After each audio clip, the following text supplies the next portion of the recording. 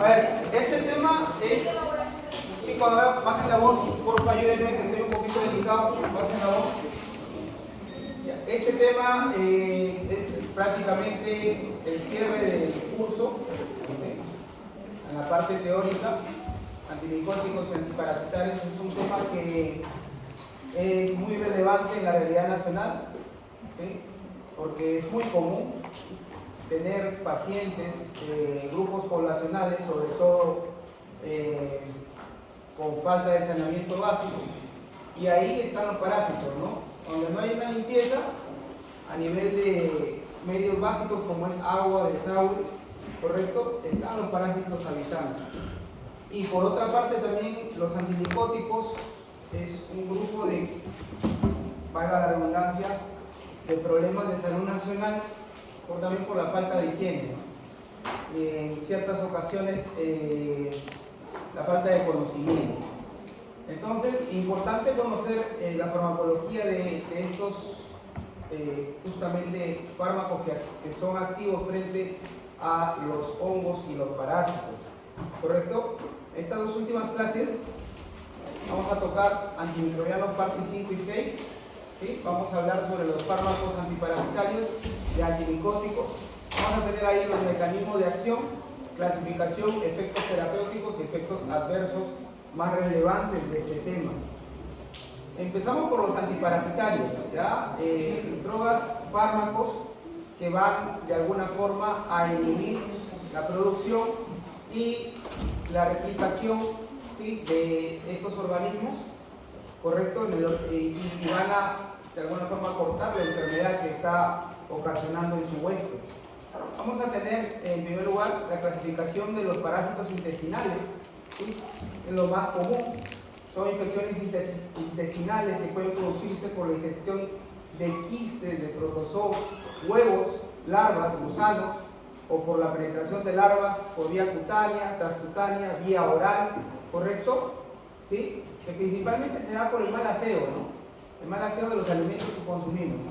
Entonces, esta es una tabla en la cual nosotros podemos ver la clasificación de los principales parásitos intestinales y está clasificado por dos estructuras. En primer lugar, los protozoos, que afectan exclusivamente a la parte digestiva. Ahí están las diardiasis, ¿sí?, la afectación digestiva y potencialmente en tejidos como es la mebiasis o en la entamoeba histolítica. Por ahí lo vieron en parasitología el año pasado, creo que llevaron, ¿no?, parasitología. ¿O todavía no lo llevan? ¿Este año lo llevan? Ya lo llevaron. Ya, muy bien, chicos. Entonces es un recordatorio de la clasificación Cryptosporidiasis, ¿sí?, Cryptosporidium. Y por otro lado tenemos ahí los helmintos, ¿no? Son nematodos o gusanos cilíndricos que van a afectar también exclusivamente al tubo digestivo, ¿sí? Oxyuriasis, ¿sí? Enterobius vermicularis, icocefalosis, ¿sí?, afectación digestiva, los famosos ascaris, ¿no? Ascaris lumbricoides.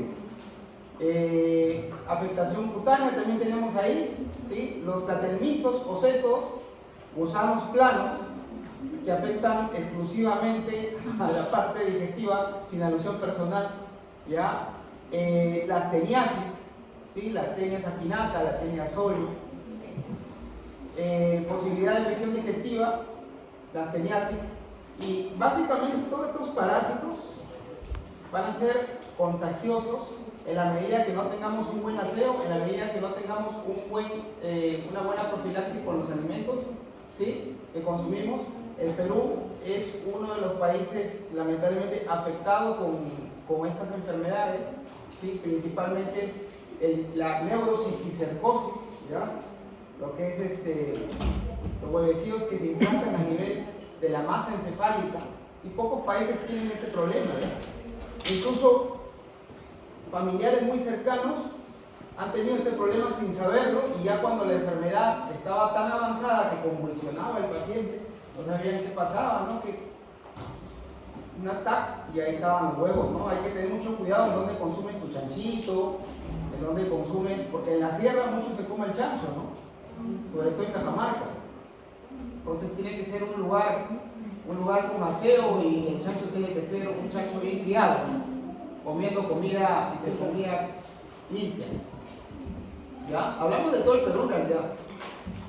Esta es una tabla de la clasificación nuevamente de los protozoos más importantes en medicina y las enfermedades que producen la especie humana.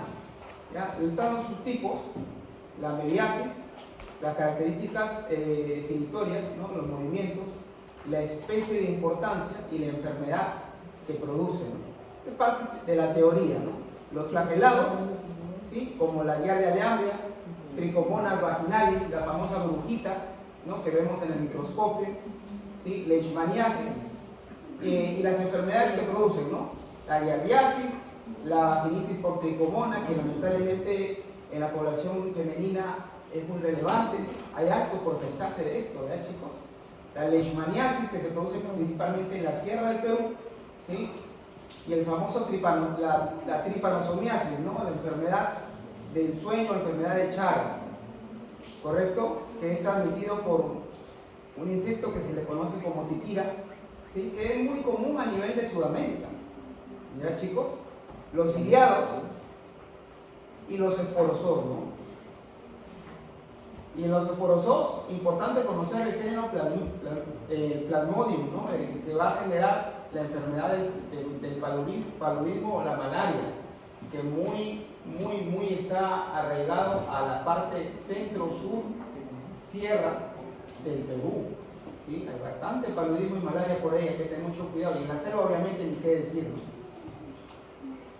Nuevamente, cuadros, síntesis de principales infecciones por protozoos y los tratamientos farmacológicos más empleados. Acá entramos con los fármacos en sí, ¿sí? Las amebas, ¿sí? Toma importancia acá el metronidazol, chicos, ¿ya? En la amebiasis, disentería amebiana. El tinidazol y la diloxamida, ¿ya? En flagelados tenemos diferentes fármacos, ¿sí? Vamos a tener acá el tripanosoma, suramina, pentamina, melasoprol, ¿correcto? El tripanosoma cruzi, nifurtimox y bencinadazol, ya son antiparasitarios, ¿correcto, chicos? Entonces, es difícil nosotros diagnosticar una enfermedad, en este caso de Chagas, es bien difícil. Es bien difícil, bien complicadito. ¿Ya? Por ahí te puede picar la titira, la fase de infecciones te pica, y donde te pica, te peca y entra el parásito, ¿no? Y tiene que pasar varios meses a años para que haya de alguna forma repercusiones clínicas en el paciente. Una de las más importantes es la famosa cardiomegalia, ¿no? Que lo vamos a ver más adelante. El triconoma vaginalis, conocidísimo, ¿no? En mujeres, el prurito, ¿no? Con la secreción blanquizca, la secreción maloliente, ¿no? Y ahí entran a tallar algunos antiparasitarios, metronidazol y el tinidazol, la giardia, el metronidazol, tinidazol, ¿sí? Que producen la diarrea, ¿no? Las famosas diarreas del viajero. En los esporozoos vamos a tener ahí diferentes tipos de plasmodium, ¿sí? Hablamos de la malaria como una enfermedad difícil de erradicar, hablando farmacológicamente, tiene que ser constante, y definitivamente estos fármacos antiesporozoos son fármacos muy hepatotóxicos, ¿correcto? Tienen alta sensibilidad al eritrocito, ¿correcto? Toxoplasmosis gondii, ¿sí? ¿Alguien sabe cómo se transmite el toxoplasma gondii? Los felinos, los que les gustan los gatitos, ¿no? Los gatitos. Los ciliados, ¿no? Neumocystis quirobensis, ¿no? Ahí vamos, neumonías incluso con parásitos. Existen también, muchachos. No es raro en el Perú encontrar estas enfermedades, ¿ah? Estas enfermedades parece que son más comunes de que incluso las comunes que vemos en la literatura. Con eso les digo mucho. Hay una unidad de infectología en el regional, hay una unidad de infectología en el Almanzor. ¿Ya? En el Almanzor sigue de jefe el doctor Salazar. Seguro les va a enseñar. ¿Ustedes llevan infectología también, no? El otro año. pero ahí lo van a ver. Vamos a hablar sobre los antiamebiásicos, ¿ya? Nuestros amigos las amebas, ¿sí? Tras la ingestión de los quistes en alimentos y agua contaminada por déficit o higiene de mano, los trofozoitos eclosionan en la luz intestinal, ¿no? Y colonizan y producen úlceras, afecciones, incluso abscesos hepáticos, ¿no? La amebiasis ciertamente en el 90% representa asintomática, pero ya cuando comienzan a ver los síntomas, comienza a presentar el paciente dolor abdominal, comienza a presentar estreñimiento, disposiciones diarreicas, ¿sí? Sensación de plenitud, abalonamiento del abdomen, del estómago, ¿sí? Náuseas. Y hay diferentes diagnósticos mediante visualización de quistes en materia fecal, siempre se visualizan ahí, y métodos de PCR también para evidenciar la presencia de estas amebiasis, ¿ya? El uso clínico de los fármacos depende en gran medida del lugar y el tipo de infección, ¿sí? El metronidazol o tinidazol son los más relevantes en las amebiasis, seguido de la diloxanida, ¿ya? Para amebiasis intestinales invasivas que causan disentería, ¿sí? Diloxanida para amebiasis crónica, metronidazol seguida de diloxanida para amebiasis hepática, diloxanida para el estado del portador. Fármacos utilizados, por ejemplo, la entamoeba histolítica de la amebiasis, el metronidazol por vía oral, ¿sí? El metronidazol es uno de los más efectivos para tratar de erradicar esta amebiasis, ¿correcto? Conjuntamente con la diloxanida. El tinidazol es un fármaco muy similar al metronidazol por su mecanismo de acción y por sus efectos, ¿correcto? Adversos. Se elimina lentamente con una semivida de 12 a 14 horas. Metronidazol es un amebiásico o mixto, mecanismo de acción del grupo nitro, actúa como un aceptor de electrones con la que forma compuestos citotóxicos reducidos que conducen a la inhibición de la síntesis proteica y rotura de la hebra del DNA del parásito, del ADN del parásito, ¿ya? Efectos adversos, náuseas, vómitos, sensación de sabor metálico, ¿ya? Espectros antibacterianos, entamoeba histolítica, giardia, tricomoniasis, anaerobios también, los usamos como antibióticos, ¿correcto? Para gérmenes anaerobios, Clostridium difficile, ¿correcto? Contraindicaciones del metronidazol, primer trimestre durante la organogénesis, dado que es teratogénico, puede comprometer al feto, ¿ya? Diloxanida, amebiasis luminal, usado para el tratamiento de quienes pasan quistes amebiásicos asintomáticos. Contraindicado también embarazadas en niños menores de edad, ¿sí? Boca seca, prurito y flatulencia son sus efectos adversos.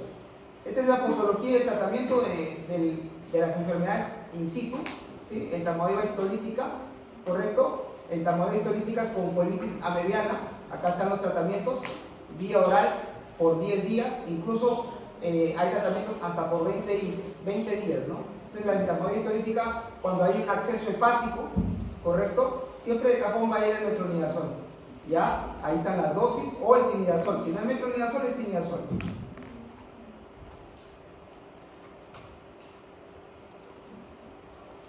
Entonces, los efectos adversos, interacciones de este metronidazol van a estar potenciados por la warfarina. ¿Saben qué es la warfarina, no? Ya llevamos anticoagulantes, ¿correcto? Se ha reportado que la combinación de sulfirana y metronidazol puede causar reacciones psicóticas, ¿sí? El alcohol, la ingesta de alcohol durante el tratamiento con metronidazol puede causar cólicos, náuseas, cefalea y alteraciones vasomotoras. Terapia anticoagulante oral, metronidazol potencia el efecto anticoagulante de la warfarina y otros anticoagulantes cumarínicos. Entonces, por ahí el paciente está tomando metronidazol, hay que tener mucho cuidado, perdón, warfarina, hay que tener mucho cuidado con el metronidazol porque potencia la anticoagulación, van a haber hemorragias espontáneas, hay que tener mucho cuidado con esa interacción, ¿ya? Los efectos más comunes, el metronidazol es bien fuerte, chicos. Es un tratamiento muy gastrolesivo, tienes que consumirlo con previos alimentos, ¿ya? Dolores de cabeza, náuseas, boca seca, sabor metálico, se experimentan vómitos, diarrea, malestar abdominal, hay que tener mucho cuidado. Ahora pasamos a otro punto, que son los antipalúdicos, ¿ya? Los de la malaria, fármacos muy empleados en la zona Sierra Centro y Sierra Sur del Perú, vuelvo a repetirlo, donde la malaria, y en la selva también, donde la malaria está a todo dar, ¿no? Incluso hay una zona en Perú donde está la endemia más fuerte de malaria. ¿Alguien sabe el nombre? De la Oroya, creo. Por ahí estaba. Bueno, hay que investigarlo. Hay una zona en la sierra, centro, donde hay más casos de malaria que en todo el Perú. Es una enfermedad propia de las zonas tropicales, alto poder endémico, áreas por debajo de 2.500 metros sobre el nivel del mar, constituye un evento cuya vigilancia y prevención y control es de salud pública, ¿sí? El Ministerio de Salud toma carta para que podamos bajar esta incidencia de casos de malaria, ¿sí? Causado por un parásito tropozoo unicelular que es el Plasmodium. Hay diferentes subtipos de Plasmodium que vamos a ver, y se transmite exclusivamente a través de la picadura del Anopheles hembra, ¿no? El macho no contagia, la hembrita es la que contagia, ¿correcto? Es un problema de salud público a nivel mundial, ¿sí? Y como nosotros somos bien suertudos, acá estamos también, aparte de tuberculosis, con malaria, ¿no? Estamos bien suertudos siempre nosotros. Tiene una gran mortalidad, ¿sí? Principalmente en la parte de la selva, Perú, Ecuador, Colombia, Brasil, Nigeria, ciertos países. Y sí, esta parte de acá, chicos, es bien relevante de malaria, ¿ya? Los que se van a ir de paseo a Tailandia, en algún momento piénsenlo bien, porque hay bastante malaria por ahí, ¿ya? Por esa zona de las islas asiáticas del sur hay bastante. Vietnam, malaria, Malasia, hay bastante malaria. El paludismo está producido por varias especies de Plasmodium, que son transmitidos por mosquitos, el Anopheles hembra nuevamente. Los esporozoitos forman asexuales parásitos, son introducidos en el muerte tras la picadura del insecto, y en el hígado se puede transformar en esquizontes, etapa temprana que libera los merozoitos. No les voy a preguntar parasitología, ¿ya? Pero hay que mencionarlo, ¿ya? Después se van a desarrollar y van a liberar otra tanda de merozoitos. A ver, bajen la voz que estoy mal, chicos, ayúdenme. Que infecta más eritrocitos, ¿sí? Y producen fiebre. Esto constituye el ciclo eritrocitario. Estos parásitos entran, ¿sí? Y van a colonizar el eritrocito, chicos, ¿correcto? Hipnozoito latente, que posteriormente pueden liberar al merozoito, los principales parásitos del paludismo, ¿sí? Va a ser el Plasmodium vivax, el Plasmodium falciparum, ¿correcto? Algunos merozoitos se transforman en gametocitos, las formas sexuales del parásito. Estos, cuando lo ingiere el mosquito, dan lugar a la fase posterior del ciclo vital del parásito dentro del insecto. Básicamente, este es un cuadro que saqué del CDC, ¿sí? Donde vamos a ver las fases de replicación del estadio del mosquito en el hígado de la persona y en la sangre, donde infecta principalmente este parásito. ¿Correcto, chicos? Entonces acá entramos ya con los fármacos, ¿no? ¿Qué fármacos son los que vamos a utilizar? La famosa cloroquina, ¿no? Tableta de 150 miligramos. Se atribuye su eficacia a porfirinas, dando lugar a la destrucción o inhibición de la forma asexuada del Plasmodium proresistente en el eritrocito, ¿ya? En el glóbulo rojo. Indicaciones: supresión o quimioprofilaxia de la malaria, tratamiento de la malaria no complicada por el Plasmodium vivax, ¿ya? Las reacciones adversas van a haber prurito, irritación gastrointestinal, cefalea, confusión, despigmentación del pelo, erupción cutánea, pero es muy gastrolesivo, chicos, ¿ya? Y obviamente estás atacando directamente a la sangre, ¿no? Contraindicaciones: hipersensibilidad a la cloroquina, retinopatías o deterioro del campo visual. Acá tenemos también a la primaquina, que es un tratamiento también antipalúdico, tableta de 15 miligramos, de 5 miligramos y de 7,5 miligramos. Parece que interfiere con el ADN del Plasmodium, interfiere con la respiración mitocondrial, ¿ya? Indicaciones: cura radical y preventiva de recaídas de la malaria. Reacciones adversas con la primaquina, acá lo pongo entre paréntesis, pregunta examen: anemia hemolítica y deficiencia de una lipoproteína que ya la voy a mencionar, calambres abdominales, náuseas, vómitos poco frecuentes, ¿sí? Contraindicaciones: hipersensibilidad, methemoglobina, anemia hemolítica, ¿sí? Vamos a ver por qué se da la anemia hemolítica con la primaquina, ¿ya? Depresión de la médula ósea. Entonces, estas son las reacciones adversas de la primaquina. dolor abdominal, vómitos, náuseas, anemia, deficiencia de G6PD. ¿Qué es esto, doctor? ¿Qué significa esto? ¿Es un código, un password? No es un password, chicos.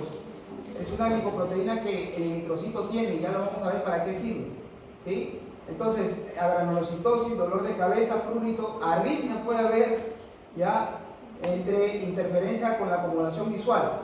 Entonces, la deficiencia de G6PD es una glucosa 6-fosfato deshidrogenasa. Es una enzima que nos ayuda de cierta forma a que el eritrocito no se oxide y por consiguiente no se rompa, ¿ya? Existe una deficiencia en el sexo masculino, en los varones, del 90%, ¿correcto?, de este G6PD, ¿ya? Esta enzima no está, pero es asintomática porque nosotros estamos tranquilos, no tomamos ningún tratamiento farmacológico y pasa desapercibida. Pero cuando nosotros estamos con malaria, que Dios quiera nadie tenga, y comenzamos a tomar estos medicamentos, hay una interacción entre esta enzima que está en déficit y el eritrocito, ¿correcto?, por el fármaco que se está administrando. ¿Y qué es lo que pasa? Este defecto enzimático altera la protección del glóbulo rojo al estrés oxidativo y la mayoría de pacientes tienen cuadros de hemólisis, ¿correcto? Hemólisis, desencadenada por algunos fármacos. En este caso, el fármaco que desencadena esto es la primaquina. Ya, chicos, pregunta de examen, ¿correcto? Estos son los cuadros, chicos, de tratamientos de malaria, los cuadros recomendados por la Organización Mundial de la Salud, ¿sí?, en un adulto, y cuáles son las combinaciones que se tienen que dar, ¿correcto, chicos? Ahora pasamos a otro agente parasitario, los famosos tricomoniasis, la famosa brujita, ¿no? Seguramente lo habrán visto por ahí en el microscopio. Microorganismo general en el ser humano es la Trichomonas vaginalis, ¿ya? Se transmite casi exclusivamente por vía sexual en adultos. Hay que tener mucho cuidado con quién uno tiene sus relaciones, ¿ya? La infección puede ser asintomática. La trichomoniasis sintomática se manifiesta por secreción vaginal fétida, ¿sí? Mi padre tuvo su tesis de esto, me acuerdo. Prurito vulvar en mujeres, picazón y uretritis en hombres, ¿correcto? Es muy común acá en Chiclayo, ¿ya, chicos? El régimen recomendado para la infección vaginal es el famoso metronidazol, 2 gramos por vía oral, dosis única, miren qué simple, o el timidazol. Entonces, timidazol o metronidazol, el tratamiento para la tricomoniasis. ¿Ya, chicos? Seguimos. Antihelmintos. Ahora comenzamos con nuestros amigos los helmintos. Los helmintos comprenden 2 grandes grupos: los nematodos, ¿sí?, o gusanos redondos, y los platelmintos, o los famosos gusanitos planos, ¿no? Estos se subdividen entre matos y cestos. Esta es la clasificación, chicos, ya lo van a leer, ¿correcto? Esta es la clasificación en la morfología, ¿sí?, de los nematos, de los céstodes y los tremátodos, sexos, tipo de alimentación y huésped intermediario. Estos animalitos que parecen así de película de terror, sí existen, sí lo vemos en el microscopio, así son estos bandidos, ¿ya? Resulta eficaz un fármaco antihelminto, tiene que ser capaz de atravesar la cutícula del gusano, ¿ya?, o de acceder al tubo digestivo para poder ejercer su efecto farmacológico sobre la fisiología del helminto, ¿ya, chicos? Entonces, el mecanismo de acción es lesión o destrucción directa del helminto, paralizando al helminto. Produce alteraciones de la cutícula del helminto que lo vuelven más susceptibles ya a los mecanismos de defensa del huésped, como puede ser la digestión o el rechazo inmunitario. Interfieren con el metabolismo del helminto, ¿ya? Particularmente todos los fármacos antihelminto tienen este mecanismo de acción. Son muy eficaces contra una especie a menudo y son ineficaces frente a otra. Vamos a ver la clasificación. Por acá va a haber preguntas de examen en estos cuadros, ¿ya? Contra nematodes, acá están todos los fármacos. Contra tremátodes, un fármaco. Contra céstodes, por ahí tenemos 2 fármacos. Sabemos que todos estos fármacos de acá son teratogénicos, hay que tener mucho cuidado en el embarazo. ¿Ya, chicos? ¿Alguien por ahí alguna vez ha consumido albendazol? Yo sí he consumido albendazol. ¿Sí? Cualquiera de nosotros ha consumido albendazol, porque la parasitosis en un lugar insalubre donde uno come, por A o B motivo, tiene que tratarse con una profilaxis, ¿correcto? Praziquantel aumenta la permeabilidad celular del calcio, con la que aumenta las contracciones con parálisis posterior de la musculatura del parásito. Mebendazol bloquea de forma irreversible la captación de glucosa, inhibiendo la polimerización de microtúbulos. Albendazol interfiere con la polimerización de microtúbulos, inhibiendo la producción de adenosina trifosfato, ATP, con lo que agota la disponibilidad de energía del parásito. ¿Ya? El criantel despolariza el bloqueo neuromuscular, con lo que provoca la parálisis de la musculatura del parásito, y la niclosamida inhibe la fosforilación mitocondrial ADP a ATP, con lo que agota la disponibilidad de energía. Prácticamente estos antiparasitarios los paraliza a través del tubo digestivo del propio parásito. Tenemos acá una tabla donde vamos a ver esta clasificación de los elementos importantes y los principales tratamientos farmacológicos que hay. Céstodes, las teniasis, los fármacos que se usan, ¿ya? Hemátodos, ¿sí? Los oxiuros, tratamiento, ya sabemos qué podemos darle, mebendazol, ¿sí? Tremátodes, praziquantel, ¿ya? Estos hemátodos, estos céstodes, o te generan diarrea, o te generan náuseas, vómitos y prurito anal, ¿correcto? Prurito anal. Te pica, no sabes qué es, puede ser un parásito. ¿Ya, chicos? Hay que sacarse sus exámenes para ver si eso no es. Chicos, hasta ahí terminó la clase de parásitos. Vamos a darnos un par de minutos y empezamos con los antimicóticos, ¿ya?